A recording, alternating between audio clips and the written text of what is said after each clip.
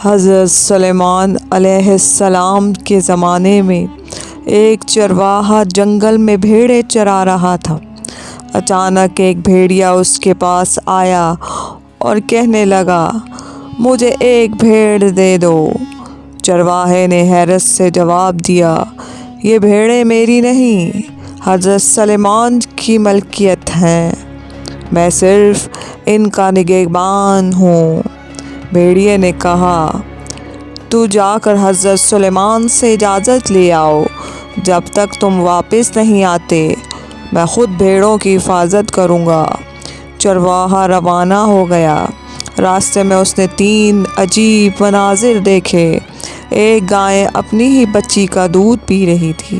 کچھ لوگ پھٹے پرانے کپڑوں میں تھے مگر ان کے ہاتھوں میں سونے کی تھیلیاں تھیں۔ ایک چشمہ جو دور سے صاف دکھائی دے رہا تھا مگر قریب جا کر بدبودار نکلا۔ حضرت سلیمان علیہ السلام نے ان مناظر کی حقیقت یوں بیان فرمائی۔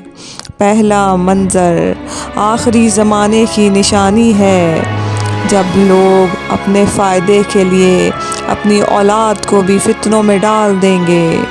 دوسرا منظر حرام کمائی کی مثال ہے، جس میں دولت تو ہوتی ہے مگر برکت نہیں۔ تیسرا منظر ان لوگوں کی مثال ہے جن کا ظاہر نیک مگر باطن دنیا کی گندگی سے بھرا ہوا ہوتا ہے۔ پھر حضرت سلیمان علیہ السلام نے بھیڑیے کو ایک بھیڑ لینے کی اجازت دے دی۔ جب چرواہا واپس آیا تو دیکھا کہ بھیڑیا واقعی امانت داری سے بھیڑوں کی نگرانی کر رہا تھا۔ اس نے اجازت بتائی۔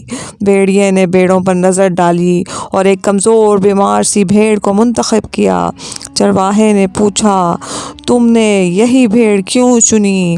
بھیڑیا بولا، یہ جسمانی طور پر کمزور نہیں بلکہ اپنے رب کے ذکر سے غافل تھی، اور جو اللہ کے ذکر سے غافل ہو وہ روحانی طور پر سب سے زیادہ کمزور ہوتا ہے۔